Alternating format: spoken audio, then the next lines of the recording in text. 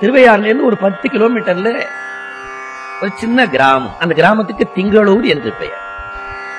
அந்த அழகான காவிரி கரையில் அமைந்திருக்கிற சிற்றூர் திங்களூர் என்று சொல்லுகிற இப்ப அங்க ஒரு சிவாலயம் இருக்கிறது. திருநாவுக்கரசர் காலத்தில் அந்த இடத்தில் சிவாலயம் இருந்ததற்குரிய அடையாளம் இல்லை. ஏனென்றால் இறந்த குழந்தையை கொண்டு வந்து போட்டு பதிகம் பாடிய இடம் எது என்று திருநாவுக்கரசர் சேக்கிழார் பெருமான் வெளிப்படையா சொல்லல. ஆனாலும் அப்போதியடிகளை பற்றிய குறிப்பு தனியா இருக்கிற தேவாரத்தில், அந்த திருப்பயண தேவாரத்தில் தான் இருக்கிறதே தவிர திங்களூருக்குன்னு ஒரு தேவாரம் இல்லை என்பதனாலும், இருந்திருந்தால் நிச்சயமா இந்த பாட்டு அங்கேதான் பாடப்பட்டிருக்கும் என்பதனால அது ஒண்ணும் ரொம்ப தூரம் அல்ல. ஒரே ஒரு ஊருக்குள்ள இருக்கிற ஒரு இடத்துல சிவாலயம் இருக்கிறது, இந்த இடத்துல திங்களூர்.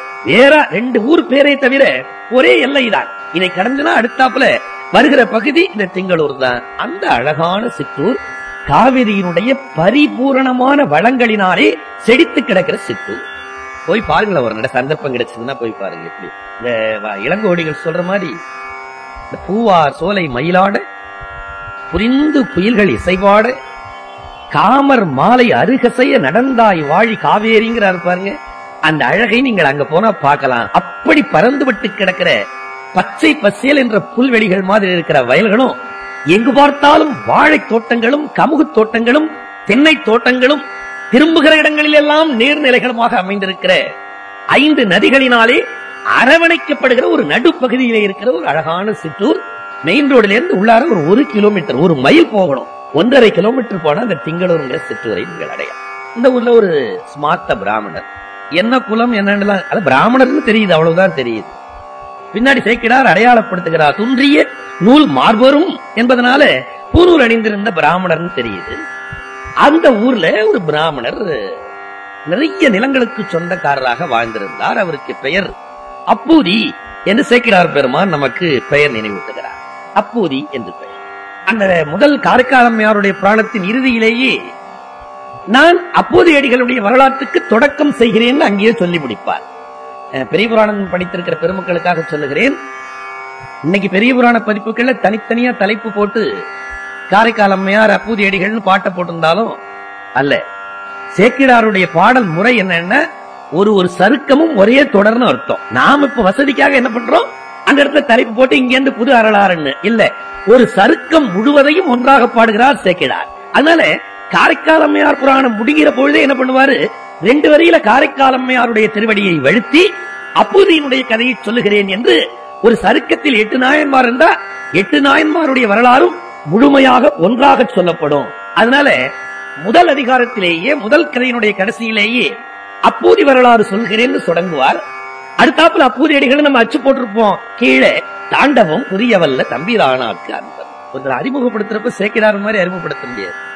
தாண்டவம் புரியவல்ல தம்பிரானாக்கு அன்பர் எங்க இருக்காரு, திங்களூர்ல இருக்காரு. பக்கத்துல 9 கிலோமீட்டர்ல ஐயாரப்பன் எழுந்தருள் இருந்த அருள் பாலிக்கிறார். தென் கைலாயம் என்ற பெருஞ்சிறப்புக்குரியது இந்த திருவையாறு. அங்க இருக்கிற பெருமானை எல்லாம் சொல்ல மாட்டார். சைவம்னா அவருக்கு சொல்ல வேண்டியது நடராஜ பெருமான் தான். தினம் உங்களுக்கு அந்த செய்தியை சொல்லிட்டு இருக்கேன். தாண்டவம் புரியவல்ல தம்பிரானார்க்கு அன்பர், ஏண்டிய புகழின் பாலார்.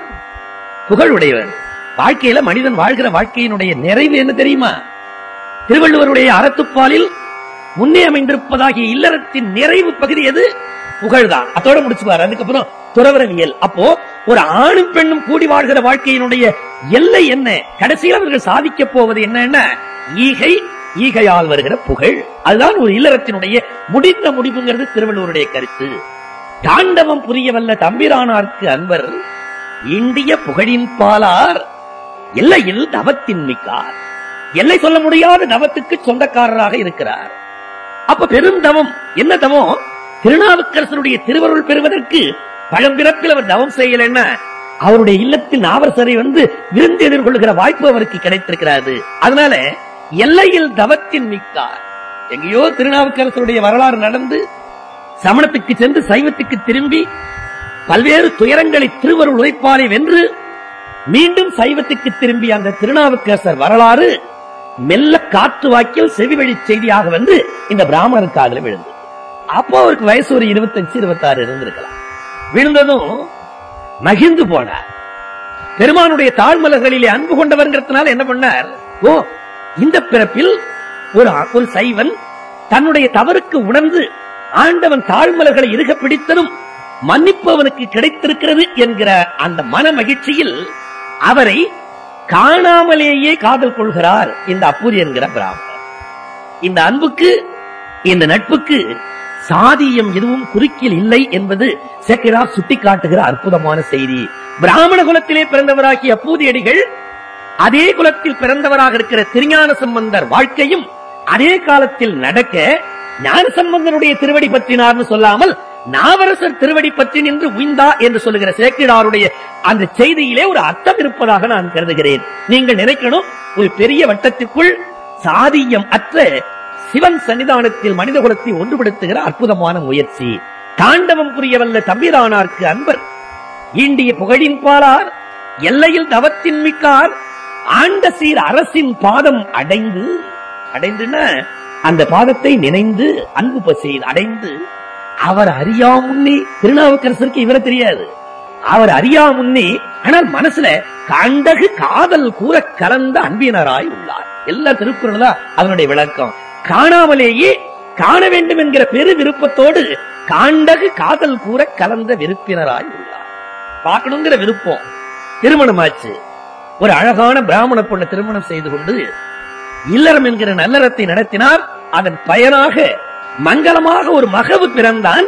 ஊர் கூடி பிள்ளைக்கு என்ன திருநாமம் வைக்கலாம்னு கேட்டதும் தன் உள்ளத்தில் தான் காணாமலே காதலித்திருக்கிற திருநாவுக்கரசரை ஒரு குருவாக கருதுகிற அந்த பிராமணர், சிவபிராமணர், எல்லாரும் கூடியிருக்கிற இடத்தில் என்ன சந்தேகம், என்னுடைய குலதெய்வமாக இருக்கிற திருநாவுக்கரசர் பெயரை குழந்தைக்கு வையுங்கள். எல்லோரும் கூடி திருநாவுக்கரசர் என்று பெயர் வைத்தார். வேடிக்கை என்னென்ன, அந்த காலத்துக்கு பிறகு ஒருத்த கூட பிராமணர்கள் திருநாவுக்கரசர்னு பேர் வச்சிருக்காங்களான்னு எனக்கு தெரியவே இல்லை. இருந்தால் ரொம்ப பாராட்டுக்குரியதுதான், மகிழ்ச்சிக்குரியதுதான். திருநாவுக்கரசர் அவர் பெயர் வச்சார். அந்த குழந்தை பிறந்து சில ஆண்டுகள் ஆனதற்கு பிறகு மறுபடியும் இன்னொரு குழந்தை பிறந்தான். இதுக்குள்ள ஒரு 4 வருஷம் இடைவெளி வந்தாச்சு. என்ன குழந்தைக்கு பெயர் சூட்டலாம் என்று எல்லாரும் கேட்கிற போது அப்பதான் நான் ஆச்சரியப்பட்டேன். அதே காலத்தில் ஞானசம்பந்தருடைய அருள் வரலாறும் இந்த மண்ணில் மலர நாவரசரும் ஞானசம்பந்தரும் கைகோர்த்துக் கொண்டு ஒன்றாக தல யாத்திரை செய்கிற பொழுது சைவ பற்றாளராக இருக்கிற அப்பூதியடிகள் நினைத்திருந்தால் இல்லையா, 2வது குழந்தைக்கு திருஞான சம்பந்தர் என்று பெயர் வைத்திருக்கலாம். வைக்காமல் அந்த குழந்தைக்கும் திருநாவுக்கரசர் என்று பெயர் சுட்ட சொன்னார்னா, நின் நாமங்கள் தோத்திரமேன்னு, அதை தவிர வேறு நாமம் எனக்கு வேண்டாம், ஒருவனை பற்றி ஓரகத்திரு என்கிற பழமொழி போல் அந்த ஒரு நாமத்தால் என்னால் கடைத்தேற முடியும் தெளிவாக நம்புகிறார். அந்த குழந்தைக்கும் திருநாவுக்கரசர் பேர் வச்சு. இப்போ ஆண்டுகள் ஓடிட்டு திருமணமாகி 10 வருஷம் ஆயிட்டது. 25 வயசுல கல்யாணம் பண்ணவருக்கு ஒரு 35 வயசு. இதெல்லாம் என்னுடைய எளியனுடைய சிந்தனை, கற்பனை இருக்கலாமோன்னு. அது 35 வயசு. வீட்டுல அதீத அன்பு வந்ததும் வீட்டுல இருக்கிற பொருள், பசுமாடு இருந்துச்சுன்னா சில பேர் பசுமாட்டுக்கு பசுமாடுன்னு சொல்ல மாட்டாங்க, ஏதாவது ஒரு பேர் வச்சு சொல்லுவாங்க. அந்த லட்சுமியை பிடிச்சு கொண்டாந்து கட்டு அப்படின்னு சொல்லுவாங்க. இல்லாட்டி அந்த மீனாட்சியை கொண்டு வந்து அதுக்கு தண்ணி வை. ஒரு அன்பு, தாங்கள் அன்பு கொண்டிருக்க. அது மாதிரி இவர் என்ன பண்றாரு, பசுமாடுகள் வீட்டுல இருக்கு பாருங்க, அதுக்கெல்லாம் திருநாவுக்கரசர் பேரை வைக்கிறார். ஆண் பேரு, ஆனா பசுமாட்டுக்கு அந்த திருநாவுக்கரசருடைய பேரு. வீட்டுல அளக்கிறதுக்கு இருக்கிற மரக்கால் இருக்கு பாருங்க, அதுக்கு என்ன பேருன்னா, மரக்காலால 4 மரக்கால் போடுன்னு சொல்ல மாட்டாரு. அந்த திருநாவுக்கரசர் எடுத்து 4 போடு அப்படின்னு சொன்னாருன்னா மரக்காலுக்கு திருநாவுக்கரசர். நீங்க மன்னிக்கணும், வீட்டுல இருக்கிற எருமை மாட்டுக்கு கூட திருநாவுக்கரசர் என்று பெயர் வைத்திருந்தார். நான் சொல்லுறேன், ஆவோடு மேரி மற்றும் உளவெல்லாம் அரசின் நாமம் சாற்றும் ஒழுகலாத்தார். பசுமாடுகளோடு எருமை மாடுகளுக்கு கூட அந்த திருநாவுக்கரசர் பெயரை வைத்திருக்கிறார். சரி, தனி மனித பண்பு எப்படி சார்? எல்லாத்திலையும் அந்த ஆட்களுடைய தனிமை, அன்னைக்கு சொன்ன பாருங்க, எல்லா சிறப்பும் உடையவரோடு ஒழுக்கம் மிக்கார்னு ஒரு வார்த்தை சேர்க்கிறார் சீத்தார் பாருங்க. எப்படிப்பட்டவர்னா, களவு, பொய், காமம், கோபம் முதலிய குற்றம் காய்ந்தார். பெருமக்களை, ஒரு அழகான வரி இந்த வரி. அவர்கிட்ட 4 குற்றம் கிடையாது. என்ன? களவு, பொய், காமம், கோபம். 4 குற்றங்களும் கிடையாது. களவு, பொய், காமம், கோபம் கிடையாதுன்னு தானே முடிக்கணும். அப்புறம் என்ன முதலிய குற்றம் காய்ந்தார்? என்ன எக்ஸெட்ரா போடுறாரு? பஞ்சமா பாதகத்தில் களவு, பொய், காமம், கோபம் 4 சொல்லிட்டார். 5வதா இருக்கிறது இது. அந்த வார்த்தையை எப்பொழுதும் தன் நூலில் பயன்படுத்தாத சேக்கிழார் பெருமான் அதை சொல்லாமலேயே முதலியங்கிற வார்த்தையாலே தழுவுகிறார். கொலை என்கிற சொல் சொன்னால் கூட சமூகத்திற்கு அது ஒரு தீய வழிகாட்டியா போயிடும்னு கொலை என்கிற வார்த்தையை பல்வேறு படுகொலைகள் இந்த வரலாறுகளில் நிகழ்ந்திருந்தும் ஒரு இடத்தில் கூட பதிவு செய்யாத சமூக பண்பாட்டாளர், சமூக நேசத்துக்கு சொந்தக்காரர் சேக்கிழார் களவு, பொய், கோபம், காமம் முதலிய குற்றம் காய்ந்தார். அடுத்தது ஒரு குறும்பு. களவு கிடையாது, பொய் கிடையாது, காமம் கிடையாது, கோபம் கிடையாதுன்னதும் இதெல்லாம் திருவள்ளுவர் சாமியார்களுக்கு, துறவிகளுக்கு சொல்றார் இல்லையா? துறவிகளுக்கு தான் களவு கூடாது, பொய் கூடாது, காமம் கூடாதுன்னு இவங்க கிண்டல் அடிக்கிறாரு. வளமிகு மனையின் வாழ்க்கை நிலையினார். அடே, இவ்வளவு இருந்து இல்வாழ்க்கையிலேயே ஒருத்தங்கிட்ட இதெல்லாம் கிடையாதுன்னா என்ன அர்த்தம்னா, ஒரு துறவிக்குரிய மனோபாவத்தோடு இல்லறத்தில் வாழ்கிறானடா ஒருவன் என்பதை இந்த அருமையான ஒரு தொடர் மூலமா சேர்க்கிறார். களவு, பொய், காமம், கோபம் முதலிய குற்றம் காய்ந்தார். வளமிகு மனையின் வாழ்க்கை நிலையினார். மனைப்பால் உள்ள அளவைகள் நிறைகோல் ஆவுடு மேதி மற்றும் உளவெல்லாம் அரசினுடைய நாமம் சாற்றும் ஒழுகலாத்தார். அளவுக்கு மீறி இந்த பற்று, இந்த அன்பு என்னாச்சுது, தர்மங்கள் பலவற்றை செய்யணும் அப்படின்னு அந்த பிராமணருக்கு ஒரு எண்ணம் ஏற்படும். சேக்கிழார் இந்த விஷயத்தை நுட்பமா சொல்றவர். திருநாவுக்கரசர் வரலாற்றை நினைவு வச்சுக்கணும். அவருக்கு அப்பா இறந்து, அம்மா இறந்து, அக்காவுக்கு வாழ்க்கை பறி போனதும் இந்த உலக வாழ்க்கையில பற்று இல்லாமல் துறவு மேற்கொண்டார். இல்ல, நில்லாத உலகியல்பு நிலையா வாழ்க்கை அல்லேன் என்று அறத்துறந்து பெருஞ்செல்வத்தை என்னடா செஞ்சார்னா அங்க சொல்லுவார், காவலத்தும் குளம் தொட்டும் கடப்பாடு வழுவாது மேவினருக்கு நிதி அளித்தும் விருந்தளித்தும் செலவு பண்ணார்னு. அப்ப திருநாவுக்கரசருக்கு எது பிடித்த அறம்னா, காவலர்ப்பது, குளம் தொடுவது, விருந்தினருக்கு சோறு போடுவது, பணம் கொடுப்பது. அந்த சொத்தை எல்லாம் அப்படி செலவு பண்ணார். என் தலைவனாகிய திருநாவுக்கரசர் எனக்கு குரு என்றால் அவனுக்கு எது பிடிக்குமோ அதை நான் தர்மமாக செய்கிறேன்னு திங்களூர் பகுதியில் அவர் வழியிலே நின்று காவலர்த்து, குளம் தொட்டு, எங்கு பார்த்தாலும் தண்ணீர் பந்தலை வைத்து தன் தலைவனுடைய அன்புக்கு உரியவராக வடிவுதான் காணாராயும். திருநாவுக்கரசரை பார்த்ததில்லை. மனுசீர் வாக்கின் வேந்தர் அடிமையும், அவருடைய அடிமையும் தம்பிரானார் அருளும் கேட்டு, அவர் அடிமை, இவர் அருள். ரெண்டும் பெருமான் ஒரு பக்கமா நின்னா ஒன்வே டிராபிக்கா போயிடும், அதுல அன்பே இருக்காது. இவன் அடிமைப்பட்டான், அவர் அதற்கு அருளிப்பாடு தந்தார். தன்கடன் அடியேனையும் தாங்குதல், என்கடன் பணி செய்து கிடப்பதை, என் வேலையை நான் செய்யறேன், உன் வேலையை நீ ஒழுங்கா செய்யணும் திருநாவுக்கரசர் கேட்டவர் இல்லையா?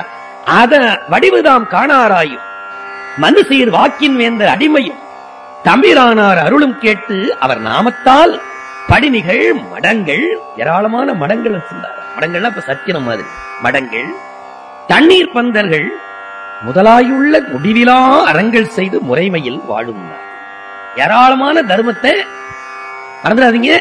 10 வருஷத்துக்கு முந்தைய தொடங்கிட்டார்னு அர்த்தம். எப்ப திருநாவுக்கரசரை கேட்டாரோ, திருநாவுக்கரசருங்கிற ஒரு நாமம் நெஞ்சுக்கு வந்ததோ அப்போதே இந்த தர்மங்களுக்கு அடிக்கல் நாட்டியாச்சு. ஒரு பக்கத்துல அன்ன சத்திரம், இன்னொரு பக்கத்துல பெரிய மரச்சோலைகள், இன்னொரு பக்கத்துல குளங்கள், இன்னொரு பக்கத்துல நல்ல மணல் பாவி பந்தல் போட்டு தண்ணீர் பந்தல்கள். எல்லாத்தையும் என்ன பேர் தெரியுமா? அவர் பேர் இல்ல, தன்னுடைய குருநாதராக உள்ளத்தில் வைத்து பூசிக்கிற ஞானியாகிய பெரிய ஒரு வெள்ள துணி எடுத்து அதுல திருநாவுக்கரசர் தண்ணீர் பந்தல், திருநாவுக்கரசர் சோலை, திருநாவுக்கரசர் திருக்குளம், திருநாவுக்கரசருடைய அன்ன சத்திரம்னு எங்கு பார்த்தாலும் அந்த நாமங்களை எப்படி எழுதினாரா? சும்மா தண்டத்துக்கு எழுதலையா, சந்தமுற வரைந்ததனை எம்மருங்கும் தாங்கண்டா. அதுல ஒரு அழகுணர்ச்சியோடு, ஒரு கலை உணர்ச்சியோடு, அதாவது அதுல தனக்கு இருக்கிற ஈடுபாட்டை எடுத்து காட்டுவது போல் மிகப்பெரிய அழகுணர்ச்சியோடு அவற்றையெல்லாம் எழுதி அந்த இடங்கள் எல்லாம் முடிவிலா அறங்கள் செய்து முறைமையில் வாழும் நாளில். பெருமக்களே, ரொம்ப பணிவா உங்கள் திருவடிகளுக்கு ஒரு செய்தி சொல்றேன். ரொம்ப பெரும் செல்வர் அப்போது அடிகள். இவ்வளவு தர்மம் செய்யறாருன்னா எவ்வளவு செலவாகும் ஒரு நாளைக்கு? 10 வருஷம் ஆயிட்டது. ஏன்னா பிள்ளைக்கு பாம்பு கடித்த நேரத்துல மரம் ஏறி குறுத்து வெட்டுகிற அளவுக்கு வயசாயிருக்கு. ஒரு 9 to 10 வயசுல இருந்திருப்பான் பையன். 10 ஆண்டு காலமா திருநாவுக்கரசரை குருவாக, ஞான குருவாக, தெய்வமாக கருதுகிறார் அப்போது அடிகள். திங்களூருக்கும் பக்கத்தில் இருக்கிறதாகிய 150 கிலோமீட்டர்ல இருக்கிற அந்த பன்ருட்டிக்கு இடையில இருக்கிற தூரம் ரொம்ப குறைச்ச.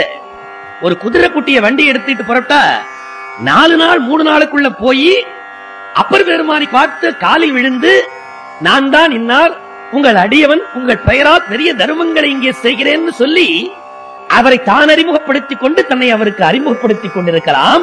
ஆனால் அப்போதையடிகள் வரலாற்றில் சேக்கிழார் என்ன சொல்கிறார்? எனக்கு அவனை தெரிந்திருந்தால் போதும், அவனுக்கு என்னை தெரிந்திருக்க வேண்டும் என்கிற அவசியம் இல்லை என்ற அடக்க உணர்வோடு தர்மங்கள் செய்யப்பட்ட காலம் சேக்கிழாருடைய அந்த அருமையான திருநாவுக்கரசருடைய காலம். கம்பன் அழகா சொல்லுவான். 100 பசுமாடு இருக்கிற ஒரு பெரிய கூட்டத்துல ஒரு கண்ணுட்டியை அவுத்துட்டா அது ஓடி போய் மோந்து மோந்து பார்த்துட்டு தன்னுடைய தாய் பசு இன்னதுங்கத்தை இனங்கண்டு ஊட்டும். ஒரு கண்ணுட்டிக்கு கூட தாய் எதுன்னு தெரியுது. ஊட்ட வர்ற கன்று தன் கன்று இல்லைன்னா மாடு மடி கொடுக்காது, முட்டும். ஒரு பசுவுக்கு கன்றை தெரிகிறது, ஒரு கன்றுக்கு பசுவை தெரிகிறது. பாவி, உனக்கு என்னை தெரிகிறது, ஆனால் எனக்கு உன்னை காட்ட மாட்டேன் என்கிறாயே, இது என்ன நியாயம்னு கம்பன் கைசலித்து போவதை ராமாயணத்துல பார்க்கலாம். அந்த அருமையான இந்த பாட்டுல ராதன் துதியில வைத்த அந்த செய்தியை அற்புதமாக கம்பன் சொல்ல, தாயறியா கன்றில்லை அக்கன்றை ஆயும் அறியும். தாயறியாத கன்றில்லை அக்கன்றை ஆயும் அறியும்.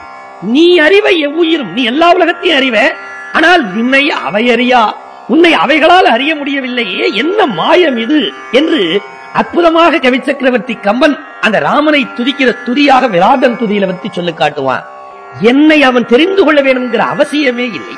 அப்போ தர்மங்கள் விளம்பரப்படுத்தப்படாமல் தமிழ்நாட்டில் நிகழ்ந்த ஒரு காலம் இந்த திருநாவுக்கரசருடைய திருக்காலம் சேக்கிழார் பெருமான் நமக்கு காட்டுகிறார்.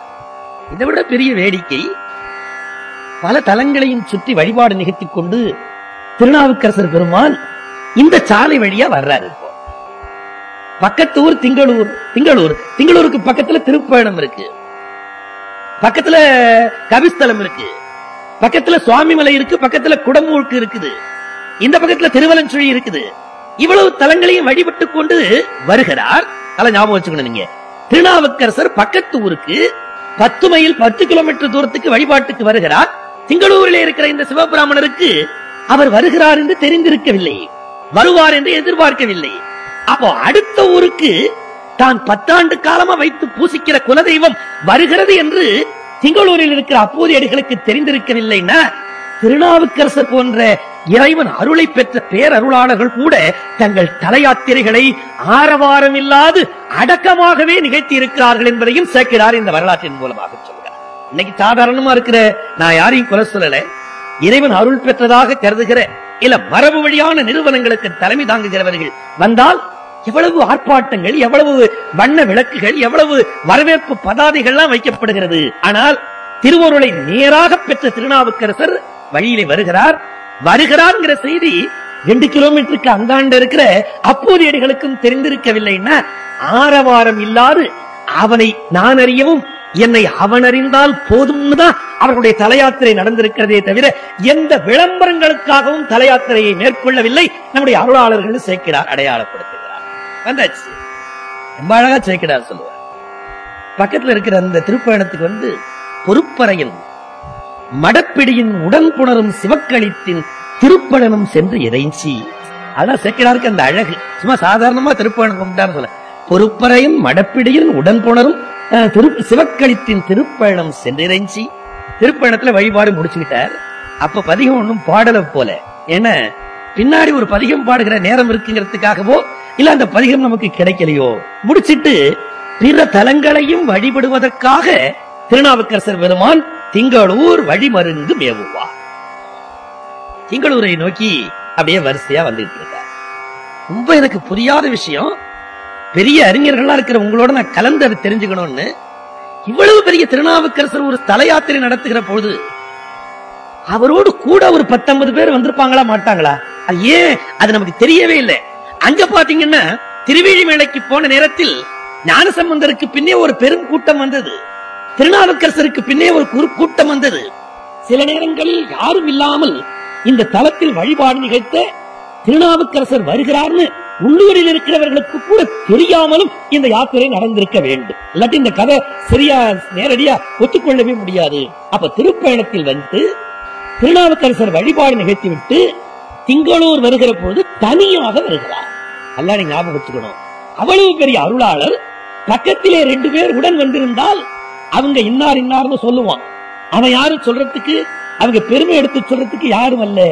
தனியாகவே தலையாத்திரை செய்து 100 அடியார்களில் ஒருத்தரா போய் திருப்பயணத்துக்குள்ள இருக்கிற கோயில போய் சாமி கும்பிட்டுட்டு பாடி பதிகம் சொல்லிட்டு அப்படியே அந்தாண்ட வர்றார்.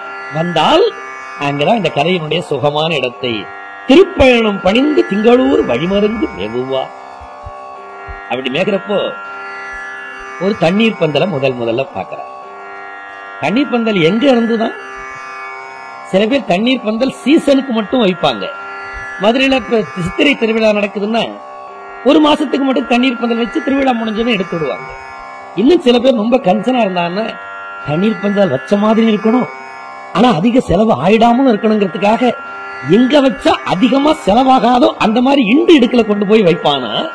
இந்த தண்ணீர் தர்மம் நாவுக்கரசர் பெயரால் மனித குலத்துக்கு சென்று சேர வேணுங்கிற கருணை கொண்ட அப்பூதியடிகள் எங்க வச்சாரா?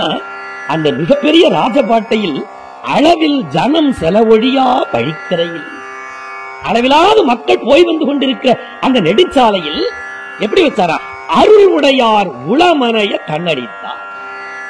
தண்ணீர் பந்தல போய் நின்னீங்கன்னா அந்த காவிரியிலிருந்து வர குழு காத்து, சோலைகளிலிருந்து வருகிறதாக்கிய இனிய மரங்களுடைய மனங்கள், கீழெல்லாம் காவிரியிலிருந்து எடுத்து பரப்பப்பட்ட புதுமண், அதன் மேலே தெளிக்கப்பட்டிருப்பதாக இருக்கிற பச்சை தண்ணீர், உட்கார்ந்து இளைப்பாறுவதற்காக பலகைகள், வர்றவன் அந்த இடத்துல உட்கார்ந்து கொஞ்சம் ஆசுவாசப்படுத்திட்டு வழிபோக்கர்கள் இங்க கொடுக்கிற தண்ணீரை வாங்கி குடிச்சிட்டு கொஞ்சம் தாகவிடாய் தீர்ந்து மறுபடியும் தங்களுடைய வழிப்பயணத்தை எப்படி இருந்துதான் பந்தல்?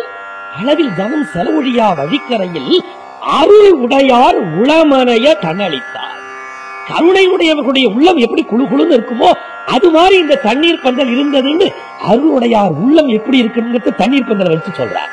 பல பேர் அருளுடையாரா புறத்தோட்டம் இருப்பான், உள்ளுக்குள்ள வஞ்சகமே இருக்கும். ஆனால் அருளுடையார் உளமனைய கண்ணளித்தாய். ஒரு வேனில் பரிவகத்தி, அந்த வேனில் காலத்தினுடைய கொடுமையை அகற்றி வைக்கப்பட்ட ஒரு அழகான தண்ணீர் பந்தலை பார்க்கிறார். அருளுடையார் உளமனைய கண்ணளித்தாய் வைத்திருக்கிற தண்ணீர் பந்தல் இருக்கு. அதை வந்து பார்க்கிறார். முன்னாடி பார்த்தார் திருநாவுக்கரசர் தண்ணீர் பந்தல், இன்னும் பார்க்கிறார் திருநாவுக்கரசர் அன்னசத்திரம், இந்தாண்ட பக்கம் பார்க்கிறார் திருநாவுக்கரசர் இளமரக்கா. என்ன இது?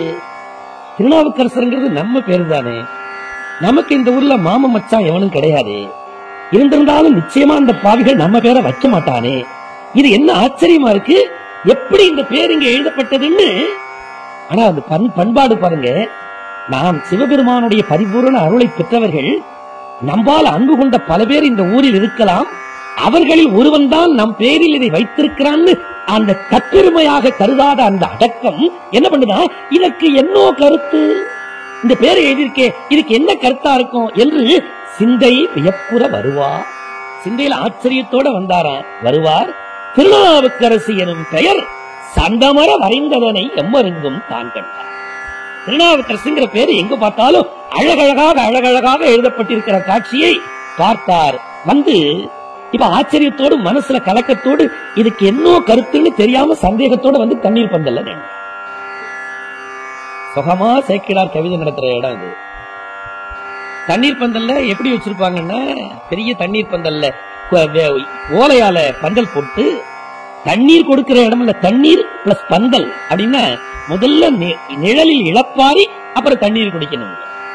இங்க எப்படி வைக்கிறாங்களோ தெரியல, எங்க பகுதிகளில் தண்ணீர் பந்தல் வைத்தால் ஒரு பெரிய இந்த மாதிரி ஒரு மேடை போட்டு 3 பெரிய இந்த பானை, அது என்னது ஜக்ஸான்னு சொல்லுவாங்க, அவ்வளவு பெரிய பெரும் பானை, அந்த பானை 1 2 3 ஒரு கீழே ஒரு பெருமனை போட்டு அது மேல தூக்கி வச்சிருப்பாங்க.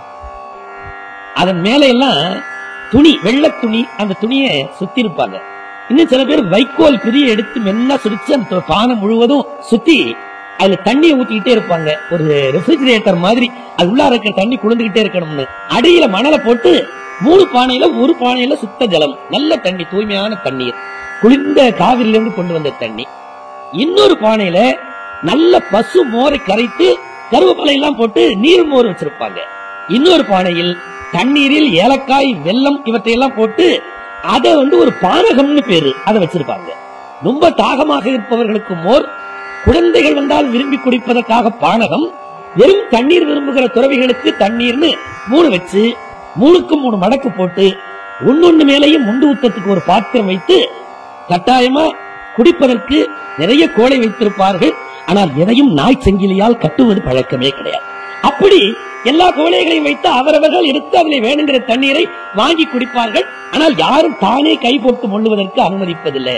ஒருவன் முண்டு ஊத்துவதற்காக இருப்பான், அவன் அந்தந்த கோழையால் முண்டு ஊத்துவான். குடிச்சிட்டு அவங்கவுங்களும் பக்கத்துல வச்சுட்டு போவான்.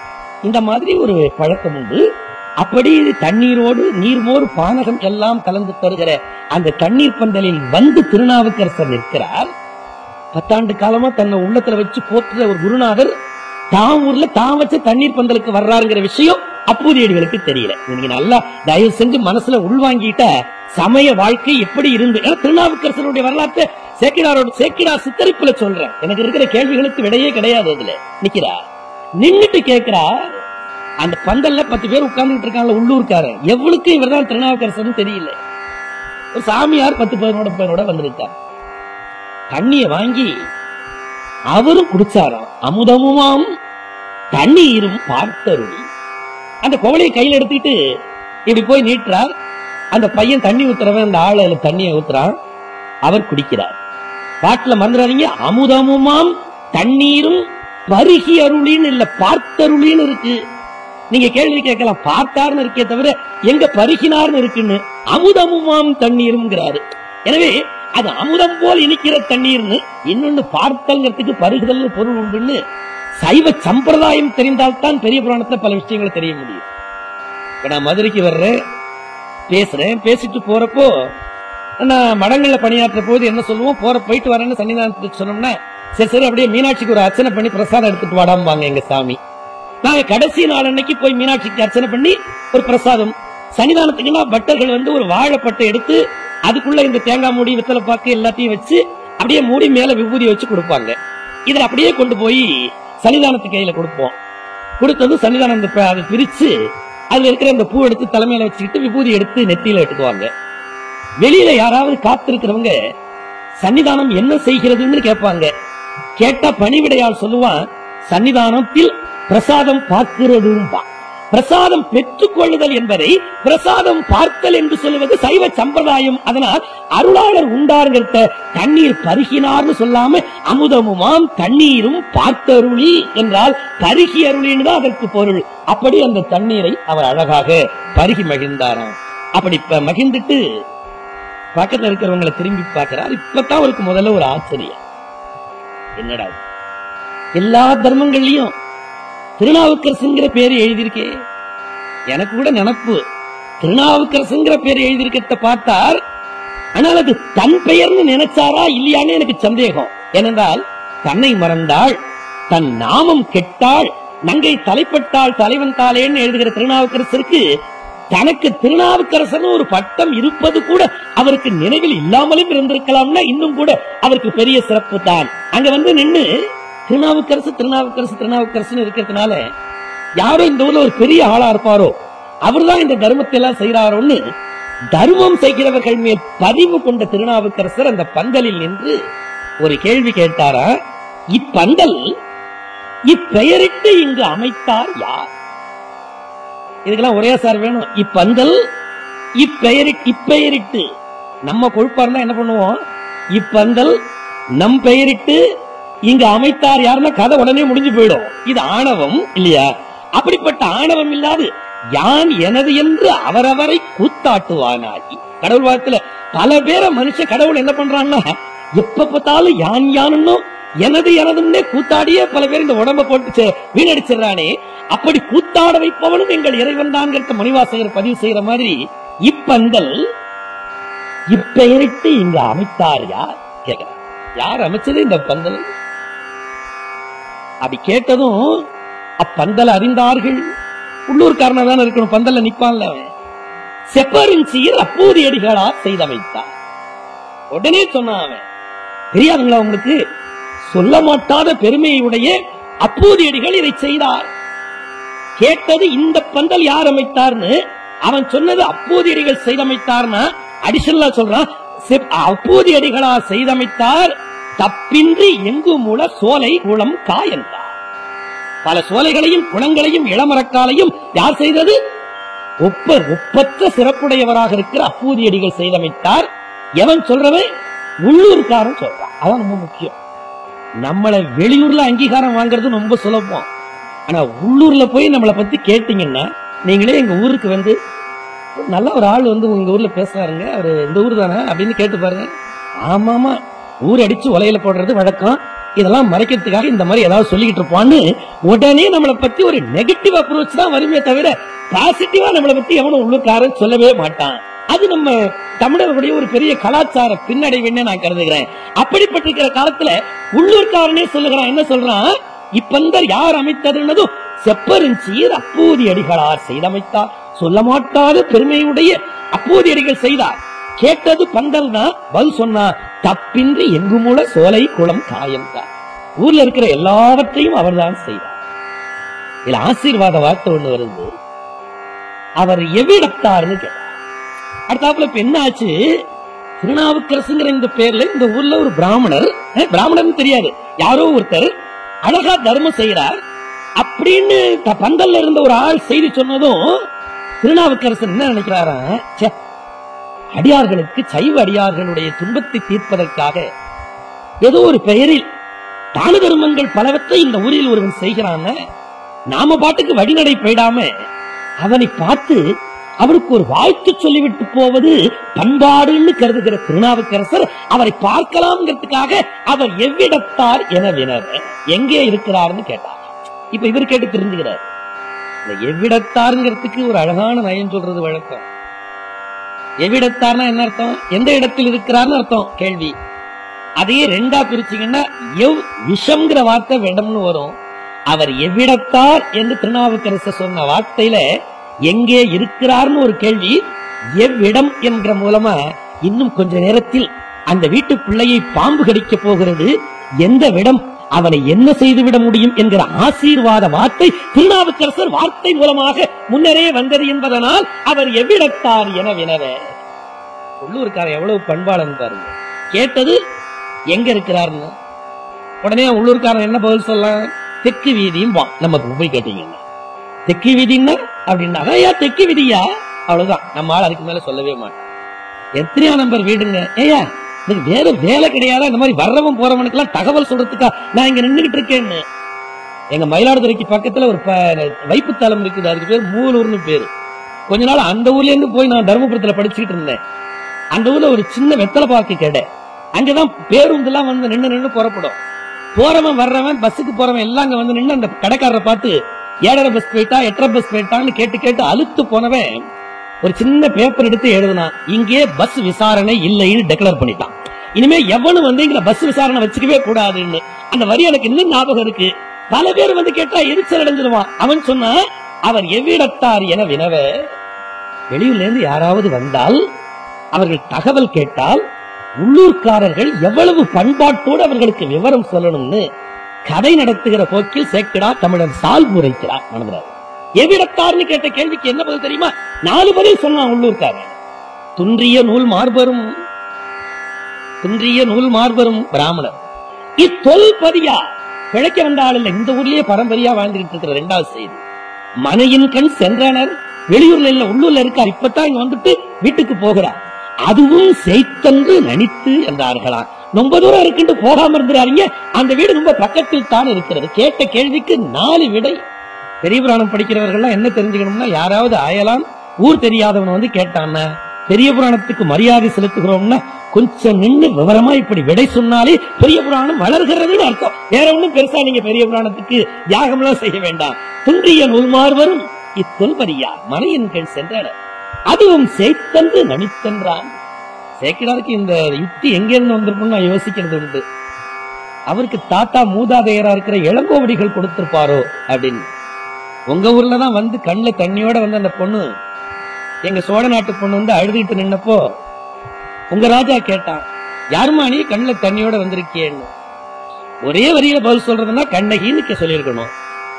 கண்ணகி என்றால் ஒய்ஃப் ஆஃப் கோவலா அப்படின்னு சொல்லியிருக்கணும். யாரு கோவலன்னு கேட்டா சன் ஆஃப் மாசாத்துவான்னு சொல்லியிருக்கணும். நேட்டிவ் ஆஃப்னு அப்புறம் கேட்டார்னா அப்புறம் பூம்புகார்னு சொல்லியிருக்கணும். நீர்வார் கண்ணை எம்முன் வந்தோய் யாரையோ நீ மடக்கொடியோய். கேள்வி கேட்டதும் கண்ணகியா பேசுறா, இளங்கோவடிகள் பண்பாடு பேசுறா. எப்படி ஒருத்தருக்கு தகவல் போய் சேரணும்னு இலக்கியங்களில் நீங்கள் இதையெல்லாம் தேடணும். கதை மட்டும் இல்ல, தேரா மன்னா செப்புவது உடையேன். சொல்றதுக்கு கொஞ்சம் விஷயம் இருக்கு, இருப்பா. எள்ளர் சிறப்பின் எமையவர் வியப்ப ஆவின் கடைமணி உகுநீர் நெஞ்சு சுட, எள்ளர் சிறப்பின் எமையவர் வியப்ப புள்ளூரு புங்கன் தீர்த்தோ நன்றியும், வாயிற் கடைமணி நடுநா நெடுங்க ஆவின் கடைமணி உகுநீர் நெஞ்சு சுட, தாம் தம் அரும்பெறல் புதல்வனை ஆடியில் மடித்தோன் பெரும்பெயர் புகார் என்பதையே அவ்வூர் ஏசாத் சிறப்பின் இசைவிளங்கு பெருங்குடி மாசாத்து வணிகன் மகனையாகி வாழ்தல் வேண்டி ஊழ்வினை துறப்ப சூழ்கடல் மன்னா நின்னகர் புகுந்து நின்பால் கொலைக்களப்பட்ட கோவலன் மனைவி கண்ணகி என்பது என் பெயரே. எவ்வளவு பெரிய பதில். நான் என்னுடைய ஊர் சோழ நாடுடா. அந்த சோழ நாட்டினுடைய பெருமை என்னது? அந்த சோழ நாட்டுல மாசாத்துவான்னு பெருவணிகன் என் மாமன், அவனுடைய மகன் என்னுடைய கணவனாகிய கோவலன், அவனுடைய பொண்டாட்டி நான் தான் கண்ணகின்னு அந்த 4 கேள்விக்கு 4 விடை சொன்னா பாருங்க. அதை வாங்கி துன்றிய நூல் மார்பரும் இத்தொல்பதியார் மனையின் கண் சென்றனர் அதுவும் செய்தன்று நனித்து நானாம. அதை கேட்டுட்டு வேகமா போய் அங்கிருந்து போனாரா. நேரா போய் இவருக்கு இப்ப வந்து அவனுக்கு பார்த்தணும் ஒரு ஆசை. கடிதணிந்து வேகமா புறப்பட்டு தான் யாருங்கிறத சொல்லிக்கவே இல்லை. திருநாவுக்கரசர் இப்ப புறப்பட்டு அப்பூரி அடிகளுடைய வீட்டுக்கு போறார். நான் நினைக்கிறேன் ஒரு காலையில ஒரு 11 மணி 11:30 மணி இருக்கும். இந்த பிராமணர் தர்மங்கள் எல்லாம் சரியா நடக்கிறான்னு ஊர்லாம் சுத்தி எல்லாத்தையும் ஒரு சுத்தி பார்த்து அதை நல்லா தூண்டிட்டு அப்பதான் மேல் தொண்டை எடுத்து உதறிட்டு கைகால் கழுவிட்டு கொஞ்ச நேரத்துக்கு ஜபம் பண்ணலாம்னு உட்கார்ந்து இருந்திருக்கணும்னு நினைக்கிறேன். இந்த அழகான திருநாவுக்கரசருடைய தோற்றத்தை உங்களுக்கு முந்தையே சொல்லியிருக்கேன். தாழ்வடம், நெற்றியில் திருநீரு, எப்பொழுது பார்த்தாலும் சிவபெருமான் திருவடிக்கே பதித்த நெஞ்சு, பதிக செஞ்சொல் தொடையராத செவ்வாய் உடையவராகிய திருநாவுக்கரசர் பெருமான் முழு ஒரு சைவ பெருமகனாருக்குரிய திருத்தோற்றத்தோடு அப்போதைய வீட்டை அடையாளம் கண்டு கொண்டு வந்து அவர் திண்ணையில உட்கார்ந்தாச்சு. ஏவலர்கள் ஓடிப்போய் உள்ளார திருநாவுக்கரசன் ஒருத்தனுக்கும் தெரியாது. 10 ஆண்டு காலமா உள்ளத்தில் வைத்து பூசிக்கிற அந்த தலைவர் வந்திருக்கிறார்னு அப்போதைய அடிகளுக்கோ ஊர்க்காரனுக்கோ தெரியாது. ஓடி போய் யாரோ ஒரு சிவனடியார் அந்த அருள்படுத்த தோற்றத்தோடு திண்ணையில் இருக்கிறார்ங்கிற செய்தியை சொன்னதும் சிவனடியார் நம் இல்லம் தேடி வந்தாரா.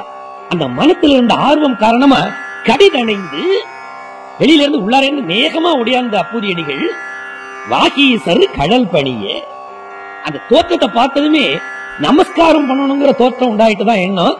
கடல் பணிய அப்படி வர்றார் வாசல. அவர் கண்டது ஏந்திருக்கிறார் திருநாவுக்கரசர். ஓடி போய் சாஷ்டாங்கமா அவர் விழ போறார். இத பாருங்க, இவ்வளவு பெரிய அருளாளரை ஒரு சாதாரண கிராமத்துல இருக்கிற பிராமணர் கும்பிடுறார். நம்ம பெரிய ஆள், இறைவன் அருள் பெற்றவன்னு நின்றுட்டு ஆசீர்வாதம் பண்ணலாம், இல்லாட்டி கையை பிடிச்சு வேண்டாப்பா நமஸ்காரம் பண்ணாதுன்னு தூக்கிடலாம். பண்பாட்டுல 2வது வரி அது. இவர் என்ன பண்ணாரா, அவர் அடி பணிய, யாரு அப்பூதியடிகள், அவர் அடி பணிவதற்கு முன்பு மற்றவர்தம் அடி பணியா முன்பணியும் அரசு, அவர் தன்னை வணங்குறதுக்குள்ள தான் வணங்கிட வேணும்னு கருதி 2 பேரும் ஒருத்தரை அப்படி விழுந்து கும்பிட்டுட்டாங்களாம். தெரியுதா இல்லையா? இவர் நமஸ்காரம் பண்ண போறார், அவர் அவரை நமஸ்காரம் பண்ண போறார். 2 பேரும் ஒரே நேரத்தில் கரையில விழுந்து ஒருத்தர் நமஸ்காரம் பண்ணிட்டாங்க. எவ்வளவு சேக்கிழாருடைய கெட்டிக்காரத்தனம். இப்படி வச்சுக்குவோம், முதல்ல அப்பூதியடிகள் நமஸ்காரம் பண்ணி அவர் எழுந்த பிறகு இவர் திருப்பி நமஸ்காரம் பண்ணா, அது ஒரு சம்பிரதாயமா வச்சிருந்தா கூட நம்மளால அதுல கூட 20ஆம் நூற்றாண்டுல ஒரு பாலிடிக்ஸ் பண்ணுவான். என்ன இருந்தாலும் ஐயர் கால தாண்டா உங்க புள்ளமார் விழுந்தாருமா, இல்ல புள்ளமார் காலதான் ஐயர் விழுந்தாருன்னு அதை ஒரு சாதியமாக்கிடுவானோன்னு பயந்து போன சேக்கிழார் அடிபணியா முன்பணியும் அரசின் எது அப்படின்னா, இதிலிருந்து ஒரு நல்ல விஷயத்தை சொல்றதுல எவனாவது தேடி அதுல ஒரு இடுக்கு இருக்குதான்னு கண்டுபிடிக்கிறான் பாருங்க. அந்த மாதிரி கண்டுபிடிக்க இடம் தராது ஒருவரை ஒருவர் முன்பணிந்து 2 பேரும் 2 திணையில உட்காந்து சம்பந்தமே இல்லாத 2 பேரும் முதல்ல சந்திச்சா பேச்சை யாராவது ஒருத்தர் தொடங்கணும். அதுக்கு ஏதீடா ஏதாவது ஒரு விஷயம், சார் ஊர்ல மழை எல்லாம் எப்படி இருக்குன்னு ஆரம்பிப்பா. அவனுக்கு மழை பத்தியே கவலை இல்ல, விவகாரத்தை தொடங்குறதுக்கு ஏதாவது ஆரம்பிப்பா. எங்க சார் 3 மாசமா மழையே இல்ல, அப்புறமா உடனே இதை எடுத்து நீட்டி இந்த அட்மிஷனுக்காக நான் ஞாபகப்படுத்தினேன்னு ஆரம்பிப்பான். முதல்ல இப்படித்தான் பேச்ச தொடங்குறது வழக்கம். அப்படி தொடங்கி அந்த கேள்வியை கேட்டா, அப்பா நீதானே இந்த தண்ணீர் பந்தல்? ஆமா. கேள்வியை திருப்பி கேட்கிற, ஆரணியும் சடைமுடியார் அடியார்க்கு, சிவபெருமான் அடியார், நீர் வைத்த ஈரில் பெறும் தண்ணீர் பந்தரில், நல்லவா ஏதாவது தப்பு இருக்கா பாருங்க, நீர் வைத்த ஈரில் பெறும் தண்ணீர் பந்தரில் நும் பெயர் எழுதாமே, உன் பெயர் தானே எழுதிருக்க, எழுதாமே வேறு ஒரு பெயர் முன் எழுத வேண்டிய காரணம் என் கொல், ஏன் வேறு ஒரு பெயரை எழுதியிருக்கிற? இந்த கேள்வியை மாற்றி கேட்டோம்னா கதை முடிஞ்சு போயிடும். எப்படி? ஈரில் பெறும் தண்ணீர் பந்தரில் நும் பெயர் எழுதாமே, எம் பெயர் எழுத வேண்டிய காரணம் என்னன்னா கதை உடனே முடிஞ்சு போயிருக்கும். ஆனால் தன் பெயரை தன் பெயர் என்று சொல்லிக் கொள்ளாத தகவும் அடக்கமும் வேறு ஒரு பெயர் முன் எழுத வேண்டிய காரணம் என்பது. ஏதாவது குற்றம் இருக்கிறதா உங்களுக்கு தெரியுதா? ஏப்பா நீ வச்ச தண்ணீர் பந்தல உன் பேரு எழுதாம வேற ஒரு பேர் எழுதிருக்கே, இதுக்கு என்ன காரணம் என்று கேட்ட கேள்வியில எந்த பிழையும் இல்லை. ஆனால் அன்பு நிறைந்தவராக இருக்கிற அப்பூதியடிகள் உள்ளத்தில் இந்த கேள்வியில் ஒரு குற்றம் இருப்பது தெரிந்து போய், என்ன, நீர் வைத்த தண்ணீர் பந்தரில் நும் பெயர் எழுதாமே என் பெயர்னு கேட்டிருக்க வேண்டாம், திருநாவுக்கரசு பெயர் முன் எழுத வேண்டிய காரணம் என் கொல்லு கேட்டிருந்தா கோபம் வந்திருக்காதான். வேறு ஒரு பெயர்னு சொன்னியே, அது என்ன 10-11 அத்தோட இது ஒண்ணுன்னு கருதத்தக்க சாதாரண பெயரா? அதை எப்படி ஐயா நீ சொல்லலாம்னு கோபம். முதல்ல ஆரம்பிக்கிறப்ப அவர் எப்படி ஆரம்பிச்சாரு? களவு, பொய், காமம், கோபம் முதலிய குற்றம் காய்ந்தார்.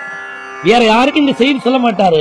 கோபமே வராதவர்னு அறிமுகப்படுத்திட்டு இப்போ இந்த சொல் கேட்டதும் கோபத்தின் உச்சிக்கு போனார்னு எழுதினாரு.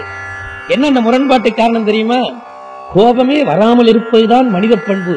எப்போன்னா, உன்னை ஒருவன் அவமதிக்கிற நேரத்தில் கோபித்துக் கொள்ளாமல் மன்னிக்கலாம். ஆனால் உன்னால் பெரிதாக வணங்கப்படுகிறவர்களையும் போற்றப்படுகிறவர்களையும் போற்றப்படுகிற சமயத்தையும் மொழியையும் ஒருவன் இகழ்வானால் போர்க்குணத்தோடு எழவில்லைன்னா நீ மனிதனே இல்லைங்கிறத சேக்கிடார் அங்கே சொல்ல வருகிறார்.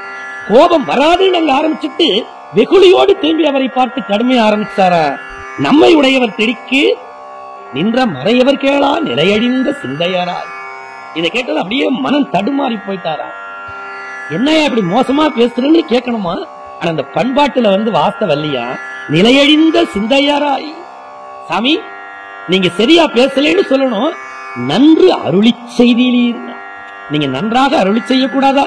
இவ்வளவு பெரியவங்களாண்டிட்டு இப்படி ஒரு வார்த்தை சொல்றீங்களே, நன்று அருளி செய்தீர். அடுத்த வரிதான் அவருடைய உள்ளம்.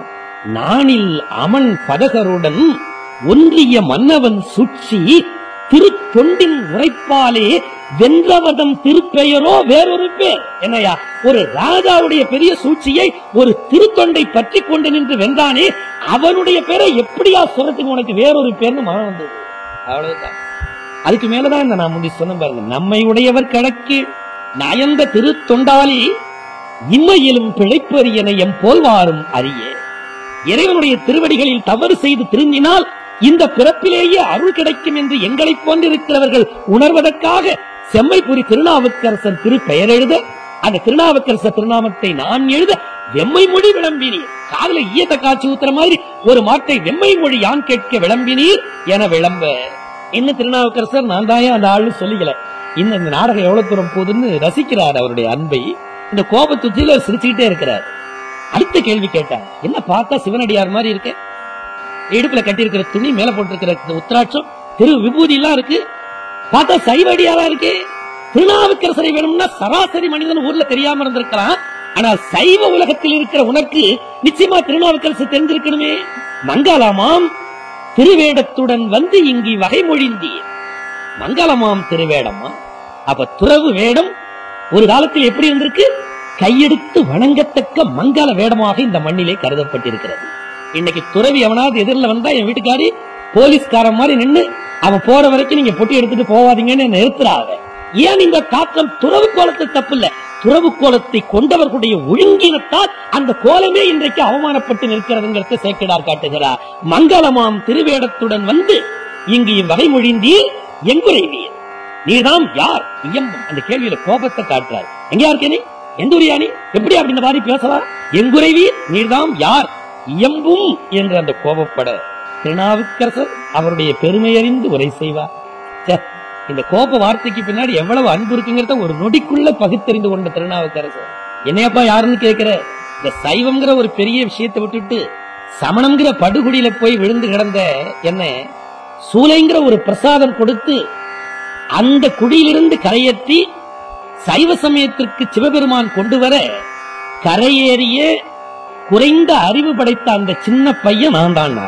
எவ்வளவு இதை விட அழகா பிறதுறையில் நின்றேற, பிறதுறையிலிருந்து நின்றேற அருளு பெரும் சூலையினால், சூலை தண்டனை அல்லையா அருளிப்பாடா, அருளு பெரும் சூலையினால் அடைந்து உய்ந்த தெருளும் உணர்வில்லா சிறுமையேன் யான் என்றார். அந்த சின்ன பையன் நான் தான்.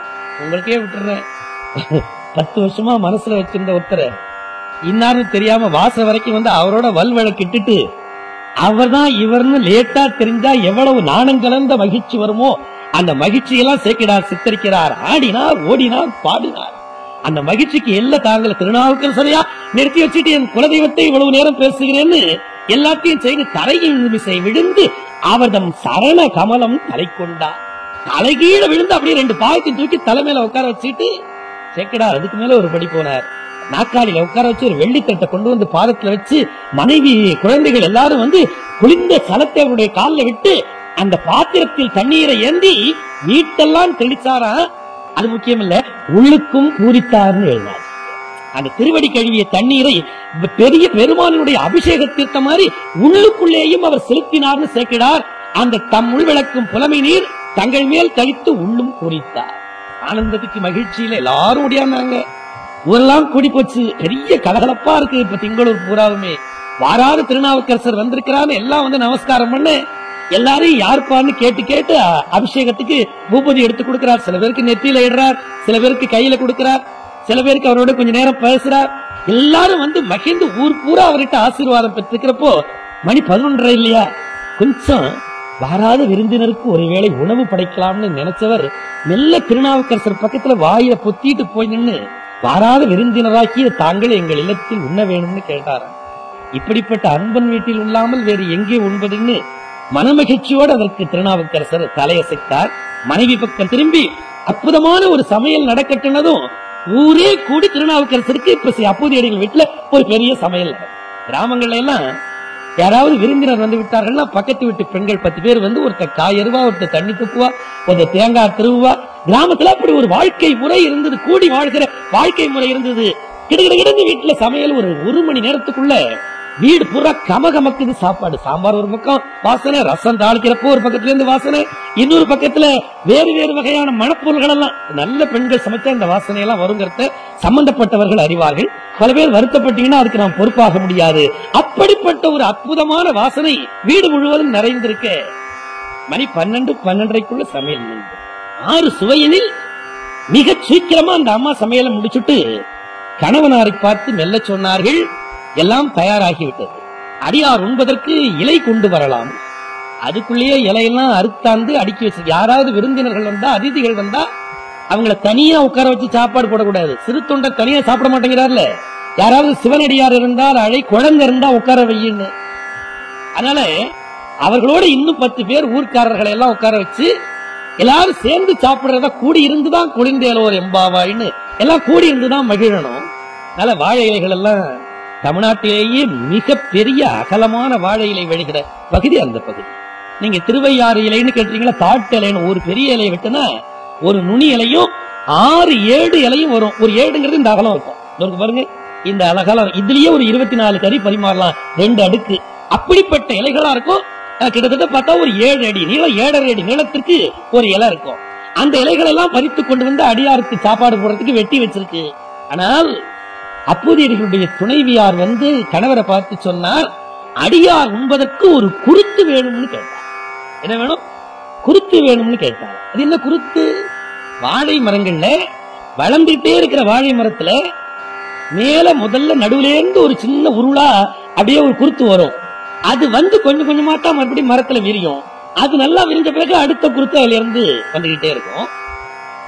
அடியார்களுக்கும் இறைவனுக்கும் படையல் இடுவதற்கு மரத்தில் தானே விரிந்த இலைகள் கூடாது. ஏனென்றால் அவற்றில் காக்கை முதலியன எச்சமிட்டிருக்கும் என்பதனால் அதை கழுவி படையுதல் கூடாதுங்கிறதுக்காக பெருமானுக்கும் அடியவர்களுக்கும் படையில் இடுவதற்கு அந்த குருத்தை கொண்டு வந்த அறுத்து இவர்கள் அதை விரிக்கணுமா. அதை விட்டீங்கன்னா திரும்பி திரும்பி மறுபடியும் போய் மூடிக்கும். அந்த உருப்புடா பைய கோவலனுக்கே அந்த கண்ணகி அவன் கொஞ்சம் திருந்திட்டான்னதும் சாப்பாடு போட்டதை சொல்ற இளங்கோவடிகள், குமரி வாழை குருத்திலை விரித்து அடிகள் இங்கு அமுதம் உங்கன்னு சொன்னார். இளங்கோவடிகள் பதிவு செய்கிறார். அவனே ஒரு சாமியார நினைச்சு குருத்திலை விரித்தாள்னு சொன்னார். அதுல கூட பாருங்க, குமரி வாழைன்னு இளங்கோவடிகள் சொன்னார். அதெல்லாம் நயம் சார், இதெல்லாம் நம்ம தெரிஞ்சுக்கணும். என்ன குமரி வாழைன்னா, எப்பவுமே வாழை தோட்டம் போடுகிற போது ஒரு வாழைக்கண்ணு நடுவாங்க. நட்டு வாழைக்கண்ணு வளர்ந்து வந்ததுன்னா அந்த முதலில் வளர்ந்து வருகிற வாழைக்கண்ணுல இலை நறுக்க மாட்டாங்க. புரியுது உங்களுக்கு? அது வந்து அதுல இலை நறுக்குன்னா அதனுடைய வளர்ச்சி குன்றி போயிடும்னு. அப்புறமா என்ன பண்ணுவாங்க, வாழை ஒரு 6 அடி 4 அடி வளர்ந்ததுமே அடியிலிருந்து கண்ணு முளைக்கும். அதெல்லாம் அதுக்கு குழந்தைகள். எதுக்கு? வாழையினுடைய கன்றுகள். எதுல இலை நறுக்குவாங்க தெரியுமா?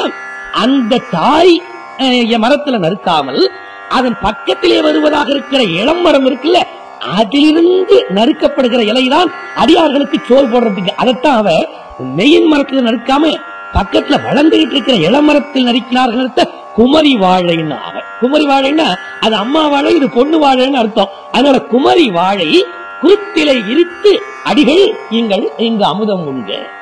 அப்படி ஒரு குருத்து கொண்டு வாங்கன்னு சொன்னதும் அப்பா இப்படி திரும்பினார்ல கொடிய பையன்.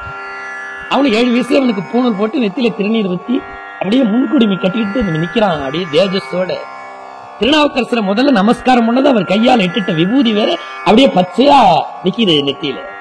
அப்பா பையனை கூப்பிட்டு சொன்னாரு, தம்பி நீ போய் ஒரு குருத்திலை பறித்து கொண்டு வா. அவன் கை தூக்கி அப்பாவையும் அம்மாவையும் ஒரு கும்பிடு போட்டாங்க.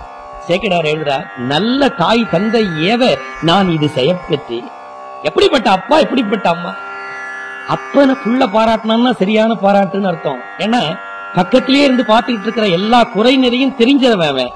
அப்ப மகனை பாராட்டினா பொய். ஏன்னா ஏமாத்துறதுக்கா தன் பையனை காப்பாத்துறதுக்கா பாடுறான்னு. இங்க பிள்ளை பாராட்டான், நல்ல தாய் தந்தையேவ நான் இது செய்யப்பெற்றேன். எனக்கு ஒரு பெரிய சான்ஸ்.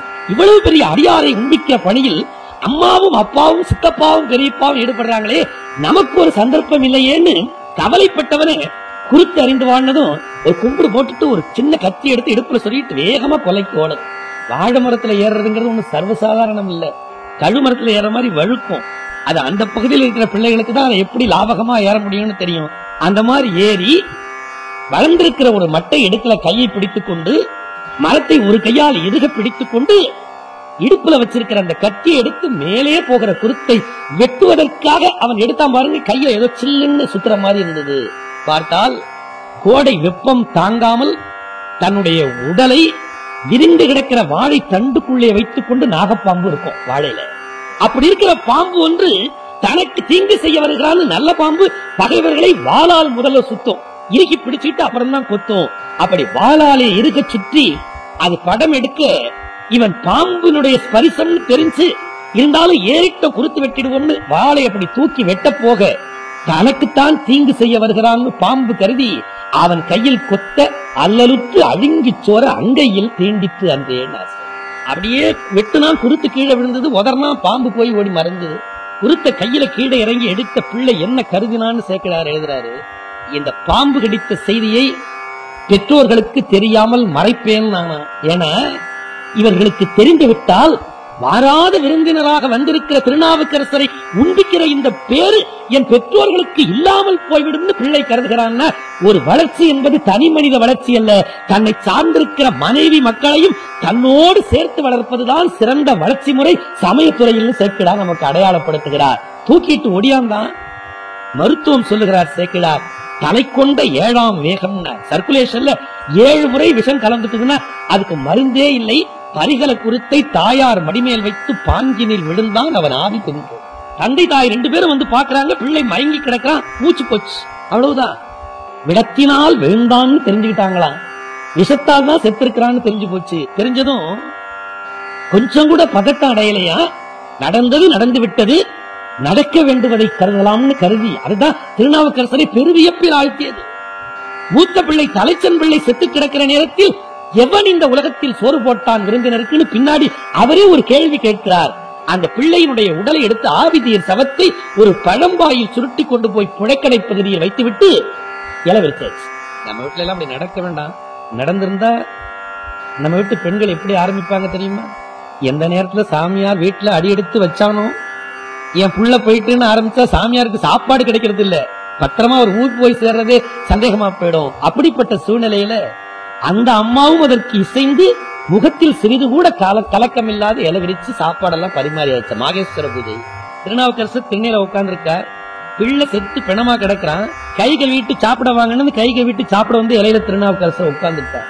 என்ன சொல்றார் சேக்கிழார்னு தெரியுதா?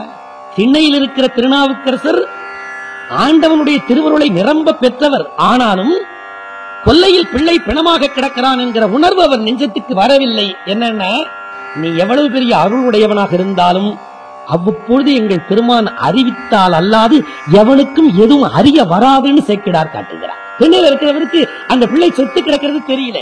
காண்பார் யார் கண்ணுதலாய் காட்டாக்காலே, அவன் காட்டலைன்னா வரவே வராது. எவ்வளவு நேரமா டியூப் லைட் எரிஞ்சுக்கிட்டு இருக்குன்னாலும் தொடர்ந்து மின்சாரம் வந்து கொண்டே இருந்தால் தான் எரியுமே தவிர 3.5 மணி நேரம் எரிஞ்சதுனால இன்னொரு 1/2 மணி நேரம் தானா எரியுமான்னா அப்ப நாமெல்லாம் இறைவனினுடைய திருவருள் சக்தி செலுத்த ஒளிவிடுகிற விளக்குகளே தவிர தானே ஒளிவிடுகிற சுயம் பிரகாசங்கள் அல்லன்னு சேக்கிடார் காட்டுகிறார்.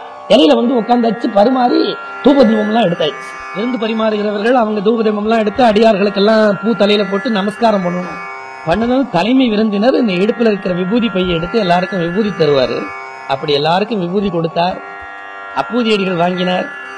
அட்டாப்புல அம்மா வாங்கினாங்க. 2வது பையன் வந்து கை நீட்டம்.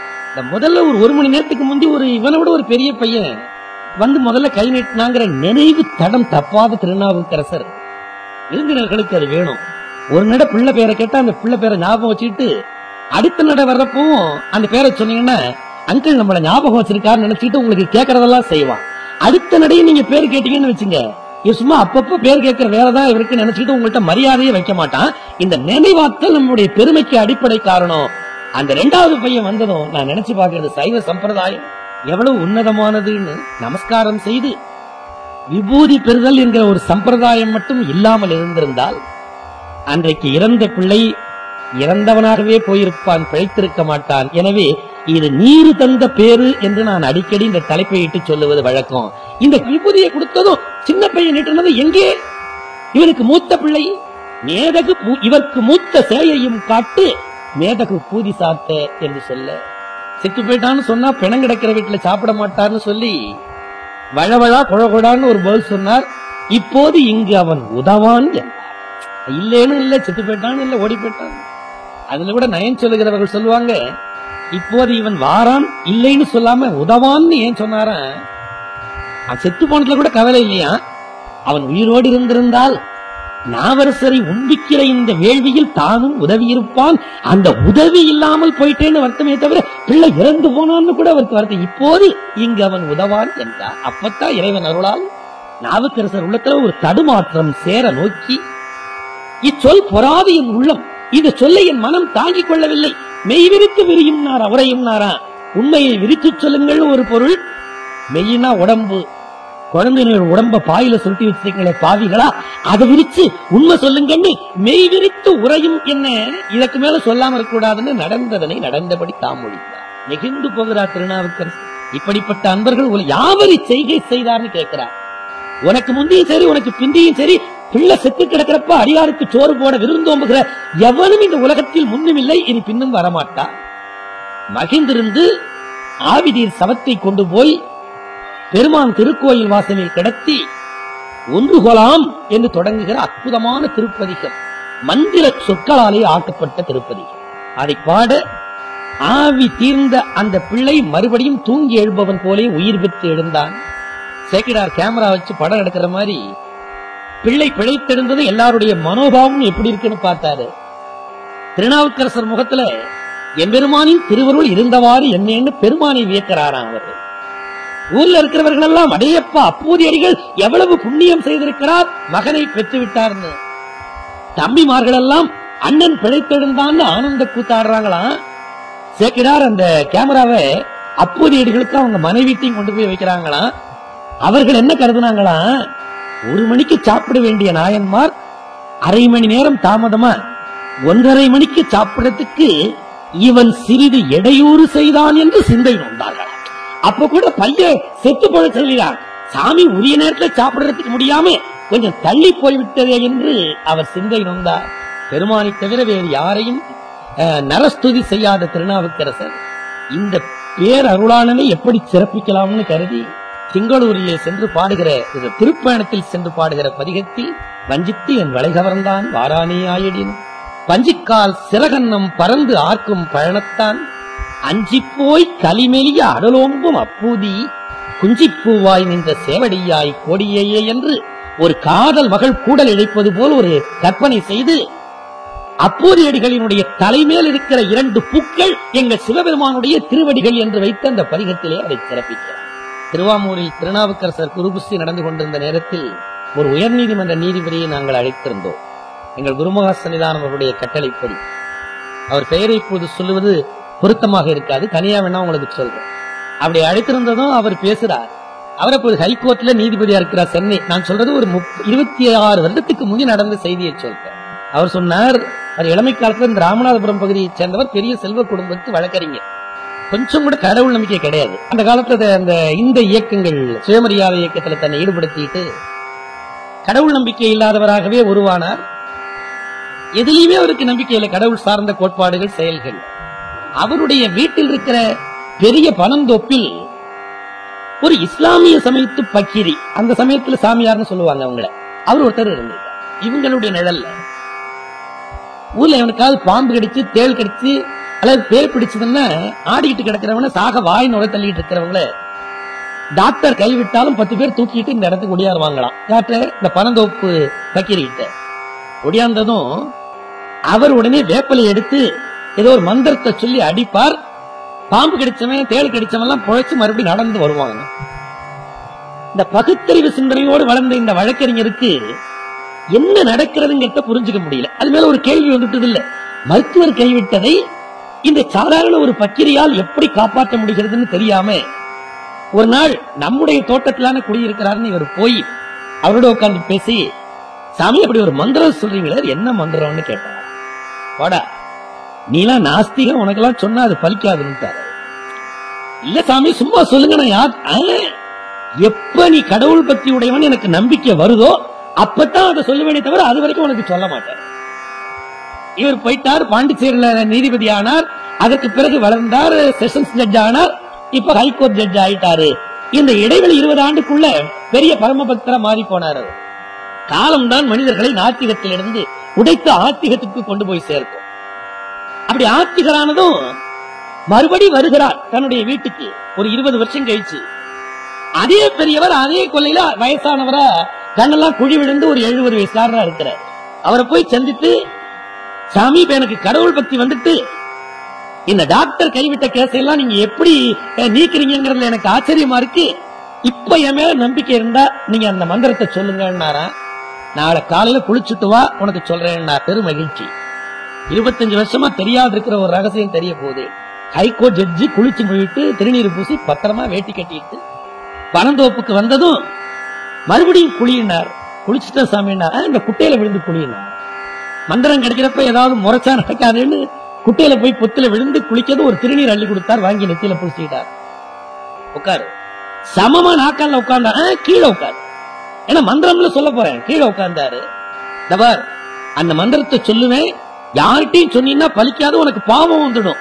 சத்தியமா யார்கிட்டையும் சொல்ல மாட்டேன் சாமி அப்படின்னு சொன்னதும் அவர் காதருகிலே அழைத்து, பாம்பு கடி, தேள் கடி, பேய் பிசாசுகளாலே பாதிக்கப்பட்டவர்களுக்கு தான் வேப்பிலை அடித்து சொல்கிற மந்திரத்தை, அதன் ரகசியத்தை அந்த இஸ்லாமிய சமய பக்கிரி அவர் காதில் சொன்னாரா. இதை கேட்டதும் உடனடியாக இந்த நீதிபதி சொன்னார், இது தேவாரம் அல்லவோ. உடனே அவர் சொன்னார், தேவாரம் என்றால் அவனுக்கு இது தேவாரம்னே தெரியாது. இதை சொல்லிட்டு அந்த நீதிபதி சொன்னார், தப்பும் தவறுமாக பேய் பிசாசு பாம்பு கடித்துக்கு இவன் சொல்லுகிற மந்திரம் என்ன தெரியுமா? அன்றைக்கு அப்பூதியடிகளுடைய மகன் இறந்த போது திருநாவுக்கரசர் பாடிய ஒன்று கொலாம் என்கிற பதிகத்தை தப்பும் தவறுமாக ஒரு இஸ்லாமிய சமயத்தை சேர்ந்தவன் சொல்ல அது பயன் தருமானால், தாய் சமயத்தை சேர்ந்தவர்கள் நம்பிக்கையோடு சொன்னால் அது என்ன பலனை தரும் அன்றைக்கு கேட்டார். அந்த கேள்வியை உங்கள் முன்னிலையில் வைத்து அன்னபெரும் அருளாளராகிய அப்பூதியடிகளுடைய திருவடிகளை நாம் தலைமையில் கொண்டு ஒய்வோம் என்று சொல்லி, எல்லாம் வல்ல சிவபரம்பொருளின் அருளால் எல்லாரும் எல்லா நலன்களும் பெற்றுய வேண்டும் என்று பிரார்த்தித்து வணங்கி விடைபெறுகிறேன். வணக்கம், நன்றி.